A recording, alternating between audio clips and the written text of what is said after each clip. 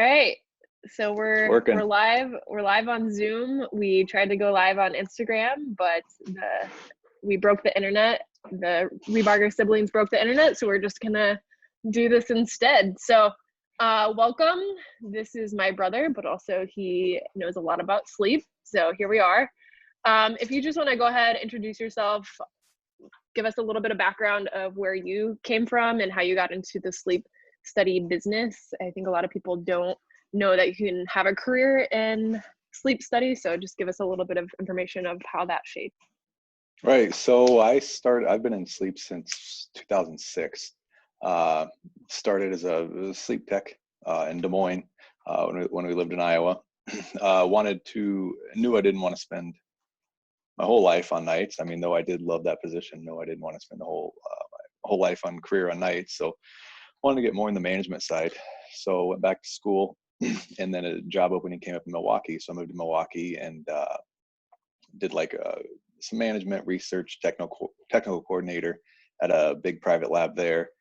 Had the opportunity to come to Minnesota, closer to my wife's family, and worked here for a while, and then some things changed and ended up opening my own business. So I've been doing this for 6 years now, my own business. So we have a full service sleep disorder center. We see all patients with sleep disorders, but mainly see folks with the common sleep disorders. Obstructive sleep apnea is the biggest one. And then we have a subsequent company who actually dispenses the supplies for the treatment of sleep apnea. Okay. And what's your background in terms of, like, did you have to get qualified in something? Can you give us a little bit more information about any certificates or anything that you had to receive? Back when I first started, things are different today, but back when I first started, it was on the job stuff. And so I took a position in Des Moines. They sent me to a technical, a training school down in Kansas. I did that. I don't recall how long it was, a month or so. And then I came back to Des Moines, did just on the job stuff, and then received certifications like a board exam we have to take. And then I've gotten some other certifications along the way, but that's how I started. Today, you have to take, there's certain courses across the United States that offer certificates in polysomnography, which is the test, sleep testing. And so that's what has to happen today. And then you still do have to do your on the job and become certified through the registry, exams, so forth. Okay. So if you were someone who maybe is thinking about switching careers, or even maybe they are a young student and they are wanting to get into the health careers and didn't even know about this sort of area, what would your advice be to them of where to start? Well, today I would there are several actual programs, school. You can now get a degree in polysomnography. I don't know the specific. I don't know if it's an AA degree. I think you can actually get a bachelor's degree at a couple different schools. But that's where I would recommend now. Would be getting an AA degree in polysomnography. There's several different programs numerous programs throughout the United States, becoming more and more all the time. But that's an avenue. You can also do. There is still a on the job course, or ways to do it. And that would be, like I was saying earlier, you'd go to this technical program and then receive on the job training, get into it that way. That way is a little longer. It's, there's several different paths, but the BRPT, which is kind of the governing body of the registry or the board, it's called the Board of Registered Polysomnographic Technologists, the BRPT. They have several avenues you can take. And then, if people are interested, I would turn them to that website. Okay, cool. So to switch gears, I'll ask you a couple of questions about sleep, since that is a topic a lot of people, feel like they know about, but I feel like we still choose to maybe not engage in sleep sometimes, even though we know it's right. So my first question is, and I've seen it on the internet, but can you just tell me, what's a NASA nap, and is that a good method to use for napping? So a NASA nap, that is actually very interesting. So NASA coined obviously the term NASA nap. NASA does a lot, or they previously did a lot of research in regards to sleep, and more specifically, the cognitive effects of on humans in regards to sleep. Reason being, astronauts obviously working on, up in space, their sleep schedules are messed up, and on average, astronauts are sleeping like a half hour to 2.5 hours less than they would on Earth. So NASA did a lot of research to figure out, for one, why, and then how we can combat that. Sleep's a necessary function for your cognitive ability. I mean, it increases cognitive ability. And so this term NASA nap, they determined, or they did the research and figured out that a nap between 10 to 20 minutes can actually increase cognitive ability, memory function, that type of thing. Whereas if you were to nap longer, you can actually take away from your nighttime sleep. It can actually make you groggier. So that's kind of the 10 to 20 minutes is kind of their recommended time for a quote unquote power nap. Okay, cool. And thinking about that, I feel like there's a lot of misconceptions maybe about like what is the correct hour of sleep or hours of sleep that someone should receive. Mm-hmm. And obviously that's dependent on different age groups. So can you just give us a brief overview of, what is the recommended amount of sleep, and does that change with various age groups as you grow older? Mm-hmm. Absolutely. Kind of obvious. I mean, infants, newborns, they need a lot of sleep, 14, 15, 16, 17 hours of sleep a day. As we age, we need less. But the average adult, I would say even the teens, your teenage years, you need a little bit more. We're 9 to 11 hours roughly in there, 8 to 10 hours in your teen years, I guess I could say. And the reason being, your brain's still growing. I mean, you're still forming synapses, and they think that's the reason that the teenagers need more sleep. But as adults, 7-9 hours is pretty average. That is the recommended amount. Now, there are some folks that can get away with 6. There's some folks that need 10, but 7 to 9 hours is a good starting point. Okay. And then, thinking about that, what if you don't get adequate sleep, right? So there are obviously going to be nights due to a variety of different reasons that we can't get enough sleep. And so thinking about that, I know exercise is also another important component to health and wellness. And so I think people often ask me, should I skip the workout if I didn't get enough sleep in the morning or sleep at night, or should I go ahead, do the workout, and even if I've had a lack of sleep, or just skip that workout and get the extra amount of sleep to be better? Well, that's a great question. Sleep and exercise are vital to your overall health. I'm not denouncing exercise whatsoever. You need that to be healthy. The biggest difference would be sleep is a vital function of life. We don't know why for sure, but you have to sleep. As well as you have to eat or drink, but again, both being one of the 3 pillars of health. A lot of experts state there's 3 pillars of health: diet, sleep, and exercise. You knock one of those pillars out, the others 2 fall. But to answer your question specifically, if you're tired chronically, I mean, if you, over the course of, several days, weeks, whatever, if you're chronically tired, don't skip that sleep. Do the sleep, fit your workout in later in the afternoon, or even break it up throughout the day. Work out 15 minutes in the morning, 15 minutes at lunch, 15 minutes in the evening. Break it up that way. But again, you need both. But if you're chronically tired, get that extra hour of sleep. Okay.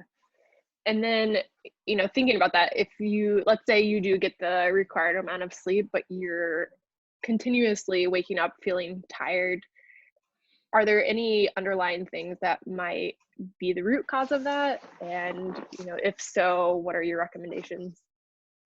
At that, if you're getting adequate sleep, and you're still fatigued, then we need to look a little deeper into it. And that's kind of where we would come in. If an adult, most of the people coming in our facility are adults, they're getting those 7 to 9 hours, but they're just still fatigued. Again, looking deeper into it, we're going to look at some sleep disorders. There's roughly 70 different sleep disorders that we there are 70 different classifications of sleep disorders. We do look for all of them. Some of the main ones we see are going to be like obstructive sleep apnea. That's the most common one we see, which is it's a partial or a complete obstruction of your upper airway, tongue, adenoids, uvula. What happens is your body relaxes, that tissue falls in your airway and actually closes off your airway. In turn, what happens, your body wakes up. Fight or flight mechanism kicks in. You say, hey, I need to breathe. You wake yourself up. And in severe cases, it happens hundreds and hundreds and hundreds of times a night, causing those breaks in your sleep pattern, thus causing the fatigue throughout the day. That's one of the biggest ones we see. One of the most common sleep disorders in the United States is insomnia. It's the most common sleep disorder in the world, actually, is insomnia. We do treat insomnia as well, but again, if you're getting the adequate sleep, still fatigued, you need to look a little deeper into it. There's probably a sleep disorder of some degree, which very easily could be treated just with behavior modifications, or you might have to look into something a little more to treat that. And what sort of behavior modifications would that entail? Well, some would be, first and foremost, would be, my recommendation would keep a sleep log. Some people have what we call sleep-wake misperception. So they say, well, I'm going to bed, I'm going to bed at 10 o'clock and waking up at 6, getting 8 hours. Well, in reality, that's what they're telling themselves. But if you actually keep a sleep log, which is just a log of when you go to bed, if you wake up in the middle of the night, when you wake up for the day, they're actually going to bed about 12:30 and waking up about 5. And so it's just kind of like breaking that down. That would be the first thing we would do. And if that's the case, well, then, yeah, we're going to adjust your sleep schedule. Some other behavior modifications could be, let's say, like you snore, which is disrupting not only a bed partner, but yourself. And it could very well be a sleep disorder, sleep apnea as well. But what that could be, it could be just when you're on your back. In turn, what'll happen is you can have what we call just like a ball shirt. Just put a ball in the back of your shirt, keeps you off your back. Another thing we could do, behavior modifications, would be alcohol is very detrimental for your sleep. People think it actually helps them sleep, or it makes it worse, significantly worse. So you could look at that type of thing too. But all that would be in like a sleep log, like what did you eat, what did you drink before bed, that type of thing. And if you're honest with it, we can get a lot of information off of that. Sure. And thinking about snoring, I think obviously it's annoying for everyone, but Yeah. would that be a red flag? Or maybe, I think a lot of times we're like, oh, you snore and that's just how you sleep. But would that be a red flag that would cause alarm maybe? Absolutely. Snoring is a form of sleep apnea. It's a partial obstruction of the upper airway. So that tissue that I was talking about earlier, tongue, tonsils, adenoids, uvula, what happens is that tissue relaxes, and thus it partially collapses in the airway. And as that air goes over it, it vibrates, making that snore noise. So it is, like I said, a form of sleep apnea. That's the number one symptom of sleep apnea, is the snoring. In our facility, 95% of the people that come in here with sleep apnea snore. You do have those every once in a while that, they're asymptomatic, but they do have apnea. But that's the number one symptom of sleep apnea. And if snoring's an issue, especially heroic snoring, I would, which is very loud, I would definitely look at getting it treated. I mean, we treat people from, kids that snore with large adenoids up to, adults 90 years old. So. Okay. And so obviously I'm in Illinois, you're in Minnesota. And so thinking about that, like, do a lot of insurance companies, do they cover a sleep study? So would they, who would they reach out to, or how would they even get that conversation started? The first thing you're going to want to do is obviously chat with your provider. Physical, whatever, or if you have this problem, just reach out to your provider, because insurances, they do cover, but there's some, like anything these days, insurance are pretty strict on what they cover, when they cover it, how they cover it, that type of thing. So you'd need proof that there's an issue. You'd have to see a provider who would have to order that sleep study. If it's suspecting sleep apnea, then a sleep study would be warranted. If it's some other things, I would recommend seeing a sleep specialist, just because obviously that's their specialty. You wouldn't go to a podiatrist for heart problems, same concept. But yeah, insurances do cover it. All insurances cover it. There are some restrictions. There are some hoops you have to jump through, so to speak. But it is a covered service, yes. Okay. Next question is, someone who you kind of touched on it earlier, but I have often heard people say, well, I've been able to function on 5 to 6 hours of sleep per night. I'm just fine. Or, so are there outliers there in terms of some people who might, not need those recommended hours of sleep, like the 8 to 9 range, or would there be something else at play? And I guess, what are the risks if you let that go on for too long? Yeah, obviously, that 7 to 9 hours is a starting point, and most all adults would fall in that average. There are some outliers. There's some folks that can get by on 6 and perform fine, cognitively, and there's some that need that 10 hours. That's going to be, again, that 7 to 9 is a gauge. That's going to be something basis case by case that you're going to have to kind of figure out. But what we see a lot of times, people like, oh, I've lived on 4 to 5 hours my whole entire life. Well, they're chronically sleep deprived and they don't know it. They function like that and they don't know any different. And we see that quite often here at the Sleep Lab. These folks have had sleep apnea for 10, 15 years. They've had terrible sleep quality at night. We get them treated with a CPAP machine or otherwise, and they wake up and they're like, oh my gosh, I haven't slept that great in years. Well, they don't know what it feels like to have a good quality night's sleep. They're just so used to essentially 6, 7 hours of crappy sleep, basically. So sounds like, I guess when people do go in for a sleep study, sometimes they've sort of lived with this for so long that it becomes something that they think everyone lives with. But thinking about that, what's the common thing you hear from people who actually go in and get a sleep study done and get a quality night of sleep? We see people every day, obviously. I mean, currently not now in the condition, but with COVID and everything, but we see people daily. I mean, we get them, because that's, like I was telling you earlier, that's the number one sleep disorder we see, sleep apnea. And people aren't coming to us because they want to hang out with us. They have an issue. And so sleep apnea is the main one we see. We'll get them treated, and if severe enough, I mean, they can instantly, even the next morning of the sleep study, the tech will put the CPAP on the night of the sleep study. If severe enough, they'll wake up the next day after 3 to 4 hours with that CPAP on and state, hey, it's the best night of sleep I had in 15 years. That's only like 3-4 hours of quality sleep. So it's life-changing, and it's an immediate change. Okay. And I'm going to throw a curveball at you. So maybe you don't know the answer, but I think some articles that I've read lately, specifically talking about COVID, is that a lot of folks are saying that they are having more vivid dreams than normal, and that the dreams seem longer and they're able to remember them more. Is that due to anything, would you know, or? Not that I mean, I haven't heard that. I'd be interested in reading it, but I haven't heard it.